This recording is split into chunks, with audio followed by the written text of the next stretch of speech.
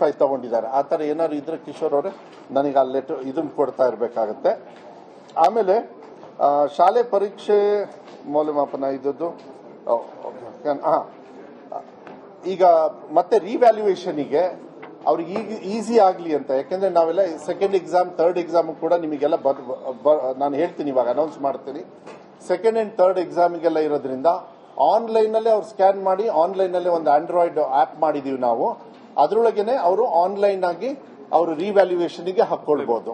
ಅದನ್ನು ಕೂಡ ಈ ಸತಿ ಯಾಕೆಂದ್ರೆ ಅವರಿಗೆ ಅನುಕೂಲ ಆಗಲಿ ಅಂತ ಹೇಳಿ ನಾವು ಮಾಡಿದ್ದೀವಿ. ಅದ್ರ ಜೊತೆಗೆ ಇದು ಬಹಳ ಮುಖ್ಯ, ದಯವಿಟ್ಟು ಯಾಕೆಂತ ಹೇಳಿದ್ರೆ ಸೆಕೆಂಡ್ ಅಂಡ್ ಥರ್ಡ್ ಎಕ್ಸಾಮ್ದು ಸುಮ್ಮನೆ ತಮ್ಮ ಗಮನಕ್ಕೆ ತರಲಿಕ್ಕೆ ಇಷ್ಟಪಡ್ತೀನಿ. ಲಾಸ್ಟ್ ಟೈಮ್ ಬಂದಾಗ ಇಲ್ಲೇ ಸುಮಾರಷ್ಟು ನಾವು ಚರ್ಚೆ ಮಾಡಿದ್ವಿ ಇಂಪ್ರೂವ್ಮೆಂಟಿಗೆ. ಹೋದ್ ಸತಿ 36,000 ಮಕ್ಕಳು ತಗೊಂಡಿದ್ರು ಇಂಪ್ರೂವ್ಮೆಂಟಿಗೆ ಸೆಕೆಂಡ್ ಇಯರ್ PUCಯಲ್ಲಿ. ಈ ಸತಿ ನಾವು ಸೆಕೆಂಡ್ ಅಂಡ್ ಥರ್ಡ್ ಎಕ್ಸಾಮ್ ಮಾಡಿರೋದ್ರಿಂದ 79,000 ಮಕ್ಕಳು ಇಂಪ್ರೂವ್ಮೆಂಟಿಗೆ ಮತ್ತೆ ಎಕ್ಸಾಮಿಗೆ ತಗೊಂಡಿದ್ದಾರೆ. ಅಂದ್ರೆ second and third exam policy ಇದೆಯಲ್ಲ, this has really help childrens. ನಾನು ಮೊನ್ನೆ ಕುಮಟಾಗೆ ಹೋಗಿದ್ದೆ. ಕುಮಟಾದಲ್ಲಿ ಒಂದು ಮಗು 99% ತಗೊಂಡಿದೆ 2 ಸಬ್ಜೆಕ್ಟ್ ಅಲ್ಲಿ. ಅವರು ಮತ್ತೆ ರೀ ಎಕ್ಸಾಮ್ ತಗೊಂಡಿದ್ದಾರೆ. ನಾನು ಕೇಳಿದೆ ಯಾಕಮ್ಮ ಅಂತ ಹೇಳಿ. ಇಲ್ಲ, ಆಕ್ಚುಲಿ ನನಗೆ 100 ಬರಬೇಕಾಗಿತ್ತು, ಅದಕ್ಕೆ ನಾನು ರೀ ಎಕ್ಸಾಮ್ ತಗೊಂಡು 100 ತಗೊಳ್ತಾ ಇದ್ದೀನಿ. ಅಂದ್ರೆ ಸೇಮ್ ಇಯರ್ ಅದೇ ಮಕ್ಕಳು ತಗೊಳ್ತಾರೆ ಅಂತ ಹೇಳಿದ್ರೆ ಇದು ರೀ ಎಕ್ಸಾಮಿಗೆ 79,000 ಮಕ್ಕಳು ತಗೊಂಡಿದ್ದಾರೆ. ಪ್ಲಸ್ ಹೋದ್ ಸತಿ ತಮಗೆ ಗೊತ್ತು ಯಾರ್ಯಾರು ಇನ್ನೂ ಪಾಸ್ ಆಗಿಲ್ಲ, ಯಾಕಂದ್ರೆ ನಾನು ಯಾರನ್ನೂ ಫೇಲ್ಡ್ ಅಂತ ಹೇಳೋದಿಲ್ಲ. ಥರ್ಡ್ ಎಕ್ಸಾಮ್ ಆಗೋವರೆಗೂ ಕೂಡ ಯಾರು ಇನ್ನೂ ಪಾಸ್ ಆಗಿಲ್ಲ ಅವರಿಗೆ ಮತ್ತೆ ಅವರಿಗೆ ಎಕ್ಸಾಮ್ ತಗೊಳ್ಳಿಕ್ಕೆ ಏನ್ ಸೆಕೆಂಡ್ ಇಯರ್ PUCಯಲ್ಲಿ ಹೇಳಿದ್ವಿ, ಶೇಕಡವಾರು ಆಲ್ಮೋಸ್ಟ್ 92% ಎಲ್ಲರೂ ಕೂಡ ಎಕ್ಸಾಮಿಗೆ ತಗೊಂಡಿದ್ದಾರೆ. ಯಾಕೆಂದ್ರೆ ಫೀಸು ಕೂಡ ಲಾಸ್ಟ್ ಟೈಮ್ ನಾವು ಬೇಡ, ಯಾಕೆಂದ್ರೆ ಫೇಲ್ ಆಗೋರು ಯಾರು ಅಂತ ಹೇಳಿದ್ರೆ ಗ್ರಾಮೀಣ ಭಾಗದಲ್ಲಿ ಇರ್ತದೆ, ಆರ್ಥಿಕವಾಗಿ ತೊಂದರೆ ಇರ್ತದೆ. ಆರ್ಥಿಕವಾಗಿ ಕಲಿಕೆಯಲ್ಲಿ ಅವ್ರ ಮನೆಯನ್ನು ನೋಡ್ಕೊಳ್ಬೇಕು, ಪ್ಲಸ್ ಅವರು ಕಲಿಕೆಯನ್ನು ಮಾಡೋದ್ರಿಂದ ಅವ್ರಿಗೆ ಕಷ್ಟ ಆಗೋದ್ರಿಂದ ಕುಡಿಯಕ್ಕೆ ಒಂದು ಬಾಟಲ್ ನೀರು ಕೊಡಿ.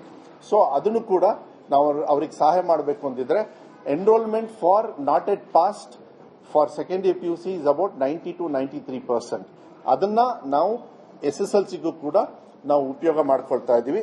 ಫಸ್ಟ್ ಅದು ಹೇಳಕ್ಕಿಂತ ಮುಂಚೆ second and third exam, second exam SSLC 26/5/2025 ಅಲ್ಲಿಂದ 2/6/25 ತಗೊಳ್ತಾ ಇದೀವಿ. ಅಂದ್ರೆ ಈ ತಿಂಗಳು ಮೇ 26ರಿಂದ ಜೂನ್ 2ನೇ ತಾರೀಕುವರೆಗೂ SSLC 2ನೇ ಎಕ್ಸಾಮ್ ತಗೊಳ್ತಾ ಇದೀವಿ. SSLC 3ನೇ ಎಕ್ಸಾಮು ಕೂಡ ಇವಾಗಲೇ ಅನೌನ್ಸ್ ಮಾಡ್ತಾ ಇದೀವಿ. ಅದನ್ನು ಕೂಡ ಜೂನ್ 23ರಿಂದ ಜೂನ್ 30ನೇ ತಾರೀಕುವರೆಗೂ ಥರ್ಡ್ ಎಕ್ಸಾಮ್ನ ನಾವು ಕಂಡಕ್ಟ್ ಮಾಡ್ತಾ ಇದ್ದೀವಿ. ಇದನ್ನ ನಾನು ಹೇಳಲಿಕ್ಕೆ ಇಷ್ಟಪಡ್ತೀನಿ, ಯಾಕೆಂದ್ರೆ ಮಕ್ಕಳು ಕಾಲೇಜಿಗೆ, ಹೈಯರ್ ಕಾಲೇಜಿಗೆ ಹೋಗ್ಬೋದು, ಇಲ್ಲ ಬೇರೆ ಬೇರೆ ಕಾಲೇಜಿಗೆ, ಅವ್ರಿಗೆ ಏನೇನೋ ಆಸೆ ಇರುತ್ತೆ. ಅನಿವಾರ್ಯದಿಂದ ಅವ್ರಿಗೆ ಹುಷಾರಿಲ್ಲೋ, ಇಲ್ಲ ಅವತ್ತೇನೋ they had a bad day, ಇಲ್ಲಾಂದ್ರೆ ಎಕ್ಸಾಮ್ ಚೆನ್ನಾಗಿ ಬರೆಯಕ್ಕೆ ಆಗ್ಲಿಲ್ವೋ, ಅದು ಕಾರಣ ಬೇರೆ. ಆದ್ರೆ ಅವ್ರಿಗೆ ಅವಕಾಶಗಳಿಗೆ ಕೊಡಬೇಕು ಅಂತಕ್ಕಂಥ ನಿಟ್ಟಿನಲ್ಲಿ ಯಾವಾಗಲೂ ನಾನು ಹೇಳ್ತಾ ಇದ್ದೆ, ಮಕ್ಕಳಿಗೆ ಅವಕಾಶಗಳನ್ನ ಕೊಡಬೇಕು. ಈಗ ಲಾಂಗ್ ಜಂಪ್ ಮಾಡ್ತೀರಾ, ಫಸ್ಟ್ ಅಟೆಂಪ್ಟ್ಗೆ ಕಳಿಸೋದಿಲ್ಲ, second third, and most of the medals are won by second and third. ಅವ್ರ ಇಂಪ್ರೂವ್ಮೆಂಟ್ ಆಗ್ತಾನೆ ಹೋಗುತ್ತೆ. ಅದೇ ವರ್ಷ ಅದೇ ಮಕ್ಕಳು ಅದೇ ಶಾಲೆಯಲ್ಲಿ ಇಲ್ಲ ಅದೇ ಇದ್ರೊಳಗೆ ಓದಿ ಹೈಯೆಸ್ಟ್ ಮಾರ್ಕ್ಸ್ ತಗೊಳ್ತಕ್ಕಂಥದ್ದು ಬೇಕಾದಷ್ಟು ಮಾಡಿರೋದ್ರಿಂದ ಈ ಸೆಕೆಂಡ್ ಅಂಡ್ ಥರ್ಡ್ ಎಕ್ಸಾಮ್ನು ಕೂಡ ನಾವು ಅವರಿಗೆ ಆಪ್ಷನ್ ಕೊಡ್ತಾ ಇದೀವಿ. ಯಾಕಂದ್ರೆ ಎಕ್ಸಾಮ್ ತುಂಬಾ ಸ್ಟ್ರಿಕ್ಟ್ ಆಗಿ ಮಾಡಿರೋದ್ರಿಂದ ಅವರಿಗೆ ಸೆಕೆಂಡ್ ಅಂಡ್ ಎಕ್ಸಾಮ್ ಆಪ್ಷನ್ ತಗೊಂಡು ಇನ್ನೂ ಯಾರು ಪಾಸ್ ಆಗದೇ ಇರೋರು ಅದನ್ನ ಅವಕಾಶಗಳನ್ನ ತಗೊಳ್ಳೋದಕ್ಕೆ ನಾವು ವ್ಯವಸ್ಥೆಯನ್ನು ಕೂಡ ನಾವು ಮಾಡ್ತಾ ಇದೀವಿ. ಇಲ್ಲೂ ಕೂಡ ಸ್ವಲ್ಪ ನಮಗೆ ಬಜೆಟ್ ಹೈ ಆಗ್ತದೆ, ಆದ್ರೂ ಕೂಡ ಈ ವರ್ಷಕ್ಕೆ ಮಾತ್ರ. ಯಾಕೆಂದ್ರೆ ನಾನು ಹೇಳ್ತಾ ಇದ್ದೀನಿ, ಯಾಕೆಂದ್ರೆ ನೆಕ್ಸ್ಟ್ ಇಯರ್ಗೆ ನಾನು ಬಜೆಟ್ದು ನಾನು ಆರ್ಥಿಕ ಇಲಾಖೆಯಿಂದ ತಗೊಂಡೇ ಮಾಡಬೇಕಾಗ್ತದೆ. ಆದ್ರೆ ಈ ಸತಿ ಸೆಕೆಂಡ್ ಅಂಡ್ ಥರ್ಡ್ ಎಕ್ಸಾಮಿಗೆ ಯಾರ್ಯಾರು ಇನ್ನೂ ಪಾಸ್ ಆಗಿಲ್ಲ ಮತ್ತೆ ಪಾಸ್ ಆಗ್ಲಿಕ್ಕೆ ಅವಕಾಶಗಳ ಪಾಸ್ ಆಗದೇ ಇರೋರು ಮಾತ್ರ, ಇಂಪ್ರೂವ್ಮೆಂಟ್ಗೆ ಆಗಲ್ಲ, ಅದಕ್ಕೆ ಸೆಪರೇಟ್ ಕ್ಯಾಟಗರಿ. ಯಾರ್ಯಾರು ಪಾಸ್ ಆಗದೇ ಇರೋರು, ಅದು ಗ್ರಾಮೀಣ ಭಾಗದಲ್ಲಿ ಬಡ ಮಕ್ಕಳು, ಅವರಿಗೆ ಹೆಲ್ಪ್ ಆಗ್ಬೇಕಂತಾನೆ ನಮ್ಮ ಇಲಾಖೆಯಿಂದ ಮಾನ್ಯ ಮುಖ್ಯಮಂತ್ರಿಗಳು ಕೂಡ ಮೊನ್ನೆ ಸಾಯಂಕಾಲ ಅವ್ರ ಜೊತೆಗೆ ಎಲ್ಲ ಕೂಡ ಅಪ್ಡೇಟ್ ಮಾಡಿದೆ. ಯಾಕಂದ್ರೆ ಹೋದ್ ಸತಿ ಸ್ವಲ್ಪ ಕಟುವಾಗಿ ಅವರು ಕೂಡ ನಮಗೆ ತುಂಬಾ ಸ್ಟ್ರಿಕ್ಟ್ ಆಗಿ ಹೇಳಿದ್ರು, ನೀವೆಲ್ಲ ಈ ತರ ಮಾಡೋದು ತಪ್ಪಾಗ್ತದೆ ಅಂತ ಹೇಳಿ, ನೀವು ಡಿಪಾರ್ಟ್ಮೆಂಟ್ ನ ಸರಿ ಮಾಡ್ಕೊಳ್ಳಿ, ಗ್ರೇಸ್ ಕೊಡ್ತಕ್ಕಂಥದ್ದು ತಪ್ಪು ಅಂತ ಹೇಳಿ ಅದನ್ನ ಚರ್ಚೆ ಎಲ್ಲ ಆಗಿದೆ, ಅದು ನಾನು ಹೇಳಕ್ ಹೋಗೋದಿಲ್ಲ. ಆದ್ರೆ ಹಿ ವಾಸ್ ವೆರಿ ಸ್ಟ್ರಿಕ್ಟ್. ನೀವು ಸ್ಪೆಷಲ್ ಕ್ಲಾಸಸ್ ತಗೊಳ್ಳಿ, ಅವ್ರಿಗೆ ಹೆಲ್ಪ್ ಏನೇನ್ ಮಾಡ್ಬೇಕು ಎಲ್ಲ ಮಾಡಿ, ಆದ್ರೆ ಗ್ರೇಸ್ ಕೊಡ್ತಕ್ಕಂಥ ಸಂಪ್ರದಾಯನ ಬಿಡಬೇಕಂತ. ಮಾಡರೇಟ್ ಗ್ರೇಸ್ ಅಂತ ಇರ್ತದೆ. ಲಾಸ್ಟ್ ಟೈಮ್ PUCಗೆ SSLCಗೆ ಏನಿರುತ್ತೆ ಅದು ಜನರಲ್ ಆಗಿರುತ್ತೆ. 2 ಸಬ್ಜೆಕ್ಟ್ ಮಾರ್ಜಿನಲ್ 5 ಇದ್ದಾಗ ಅದು ಅದ್ರ ಬಗ್ಗೆ ಬೇಕಾದ್ರೆ ಡೀಟೇಲ್ಸ್ ಬೇಕಾದ್ರೆ ಆನ್ಲೈನ್ ಅಲ್ಲಿ ಸಿಗುತ್ತೆ. ನಾನು ಅದನ್ನ ಚರ್ಚೆ ಮಾಡೋದಕ್ಕೆ ಹೋಗೋದಿಲ್ಲ. ಬಟ್ ಈ ಸತಿಗೆ ಸಾಕಷ್ಟು ಹೊರೆ ಬರ್ತಾ ಇದೆ ನಮಗೆ. ಅದು ಎಷ್ಟು ಅಂತೇಳಿ ಕ್ಯಾಲ್ಕುಲೇಷನ್ ಮಾಡೋದಕ್ಕೆ ಹೇಳಿದ್ದೀನಿ. ಆದರೂ ಕೂಡ ಈ ಸತಿನೂ ಕೂಡ ಶುಲ್ಕ ಯಾರು ಮತ್ತೆ ಪಾಸ್ ಆಗದೆ ಇರೋರು ಅವರಿಗೆ ಸಂಪೂರ್ಣವಾಗಿ ಶುಲ್ಕ ತಗೊಳ್ಳೋದಿಲ್ಲ. ದಯವಿಟ್ಟು ಎಲ್ಲರೂ ಕೂಡ 2ನೇ ಎಕ್ಸಾಮ್ನ 3ನೇ ಎಕ್ಸಾಮ್ನ ಇವಾಗಲೇ ತಗೊಳ್ಳಿ ಅಂತಕ್ಕಂಥದ್ದು. ಆಮೇಲೆ ಕ್ವಶನ್ಸ್ ತಗೊಳ್ತೀನಿ. ಸೊ 2ನೇ ಎಕ್ಸಾಮು 3ನೇ ಎಕ್ಸಾಮಿಗೆ ಹೆಂಗೆ PUCಯಲ್ಲಿ ಶುಲ್ಕ ಇರೋದಿಲ್ಲ, ಅದೇ ರೀತಿ ಯಾರ್ಯಾರು ಎಕ್ಸಾಮ್ ಪಾಸ್ ಆಗದೆ ಇರೋರು ಅವ್ರು ಕಟ್ಕೊಳ್ಳೇಬೇಕು.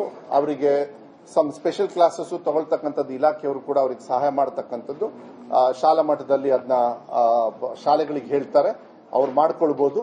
ಅವ್ರು ಪಾಸ್ ಆಗದೆ ಇರತಕ್ಕಂಥ ಸಬ್ಜೆಕ್ಟ್ಗಳನ್ನ ತಗೊಂಡು ಮತ್ತೆ ಪಾಸ್ ಆಗ್ತಕ್ಕಂಥ ವ್ಯವಸ್ಥೆಯನ್ನ ಮಕ್ಕಳು ಈ ಸಂದರ್ಭದಲ್ಲಿ ಮಾಡಿಕೊಳ್ಳಿ ಅಂತಕ್ಕಂಥದ್ದನ್ನು ಕೂಡ ನಾನು ಈ ಸಂದರ್ಭದಲ್ಲಿ ಅವರಿಗೆ ನಾನು ಹೇಳಲಿಕ್ಕೆ ಇಷ್ಟಪಡ್ತೀನಿ. ಆಮೇಲೆ ಈ ಸತಿನೂ ಕೂಡ ಸೇಮ್ ಏನು webcasting all the examination centres ಅದೆಲ್ಲ ಡೀಟೇಲ್ಸ್ ನಿಮಗೆ ಕೊಟ್ಟಿನಿ. ನಾನು ಅದು ಹೆಚ್ಚು ಚರ್ಚೆ ಮಾಡೋದಕ್ಕೆ ಹೋಗೋದಿಲ್ಲ.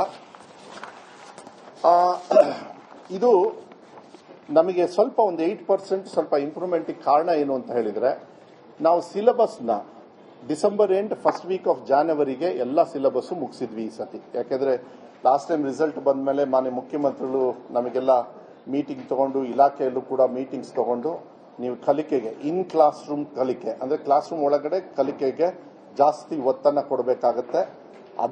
ಅದು ಸ್ವಲ್ಪ ಕೊರತೆ ಇತ್ತು, ಡಿಪಾರ್ಟ್ಮೆಂಟ್ ಅಲ್ಲಿ ಸ್ವಲ್ಪ ಹೆಚ್ಚು ಕಮ್ಮಿ ಇತ್ತು. ಸೊ ಅದಕ್ಕೆ ಇಂಪಾರ್ಟೆನ್ಸ್ ಕೊಟ್ಟಿರೋದ್ರಿಂದ ಜಾನ್ವರಿ ಫಸ್ಟ್ ವೀಕ್ ಒಳಗೆ ಎಲ್ಲ ಕ್ಲಾಸಸ್ ಮುಗಿಸಿದ್ವಿ. ಅದಾದ್ಮೇಲೆ ಮಕ್ಕಳಿಗೆ ಎಕ್ಸಾಮಿನೇಷನ್ ಫೇಸ್ ಮಾಡತಕ್ಕಂಥ ರೀತಿ ಇರಲಿ ಎಲ್ಲದೂ ಕೂಡ CO ಮಟ್ಟದಿಂದನೂ ಕೂಡ ಹೋಗಿ ಅದನ್ನ ನೋಡ್ತಕ್ಕಂಥ ಕೆಲಸವನ್ನ ನಾವು ಮಾಡಿದ್ವಿ. ಅಟ್ಲೀಸ್ಟ್ ಒಂದು 6-7 ರೆಗ್ಯುಲರ್ ಆಗಿ ಡಿಪಾರ್ಟ್ಮೆಂಟ್ ಇಂದ VCಯಲ್ಲಿ ಎಲ್ಲ ಮತ್ತೆ ಮೀಟಿಂಗ್ಸ್ ಅದನ್ನೆಲ್ಲ ಮಾಡ್ಕೊಂಡಿದ್ದಾರೆ. ಇಬ್ರು ಕೂಡ ನಮಗೆ ಗುಲ್ಬರ್ಗ ಡಿವಿಷನ್ ಕಮಿಷನರ್ ಇದ್ದಾರೆ, ನಮ್ಮ ಧಾರವಾಡ ಭಾಗದ ಕಮಿಷನರ್ ಕೂಡ ಇಲ್ಲೇ ಇದ್ದಾರೆ.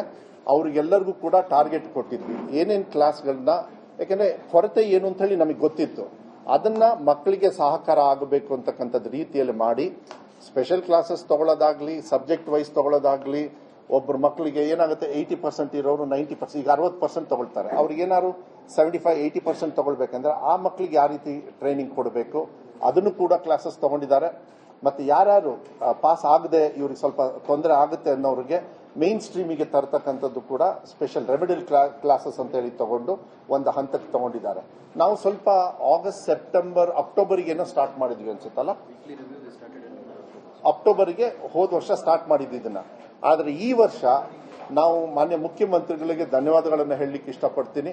ನಾವೇನೇನು ಅವರು ಹೇಳಿದ್ರು ಕಲಿಕೆಗೆ ಮಾತ್ರ ಇನ್ ಕ್ಲಾಸ್ ರೂಮ್ ಕಲಿಕೆಗೆ ಒತ್ತನ್ನ ಕೊಡಿ ಅಂತ ಹೇಳಿ, ಅದ್ರ ಬಗ್ಗೆ ನಾನು ಸಾಕಷ್ಟು ನಿಮಗೆ ಲಾಸ್ಟ್ ಟೈಮು ಗಣಿತ ಗಣಕ ಅಂತ ಹೇಳಿ ನಮ್ಮ ಸ್ವರ್ಗದಲ್ಲೇ ನನ್ನ ಕಾನ್ಸ್ಟಿಟ್ಯೂಯನ್ಸಲ್ಲೇ ಒಂದು ಟ್ರಯಲ್ ಮಾಡಿದ್ವಿ. ಮಕ್ಕಳಿಗೆ ಫೋನಲ್ಲಿ ಮಾತಾಡಿ ಮ್ಯಾಥ್ಸ್ ಬಗ್ಗೆ ರಿವ್ಯೂ ಮಾಡೋದನ್ನ, ಅದು ಸಕ್ಸಸ್ ಆಯಿತು. ಅದರಿಂದ ನಮಗೆ ರಿಸಲ್ಟ್ಸ್ ಕೂಡ ಚೆನ್ನಾಗಿ ಬಂತು. ಆ ನಿಟ್ಟಿನ ಮೇಲೆ ಅಕ್ರಾಸ್ ದ ಸ್ಟೇಟ್ ನಾವೀಗಾಗಲೇ ಬಜೆಟ್ ಅಲ್ಲೇ ಅನೌನ್ಸ್ ಮಾಡಿದೀವಿ.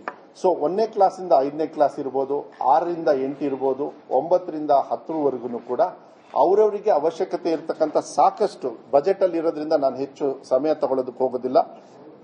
ಕಲಿಕಾ ಚೆಲುಮೆ ಅಂತ ಹೇಳಿ ಮಾಡಿದೀವಿ. ಮತ್ತೆ ಅದೇ ರೀತಿ ಗಣಕ ಮಾಡಿದೀವಿ. ಓದು ಕರ್ನಾಟಕ, ಮರುಸಿಂಚನ, ಕಲಿಕಾ ದೀಪ AI ಬೇಸ್ಡ್, ಅದು ಅವರಿಗೆ ಇಂಗ್ಲಿಷ್ ಮತ್ತೆ ಕನ್ನಡ ಭಾಷೆಯನ್ನ ಇಂಪ್ರೂವ್ ಮಾಡ್ಕೊಳ್ಳೋದಕ್ಕೂ ಕೂಡ 4,000 ಶಾಲೆಗಳಲ್ಲಿ ಇದೆಲ್ಲ ಬಜೆಟ್ ಅನೌನ್ಸ್ಮೆಂಟ್. ಅಂದ್ರೆ ಇದು ಮಾಡಿದಾಗ ಮಾತ್ರ ಮತ್ತೆ ನಾವು ಇಂಪ್ರೂವ್ಮೆಂಟ್ ತೋರಿಸೋದಕ್ಕೆ ಮಕ್ಕಳಿಗೆ ಕಲಿಕೆಗೆ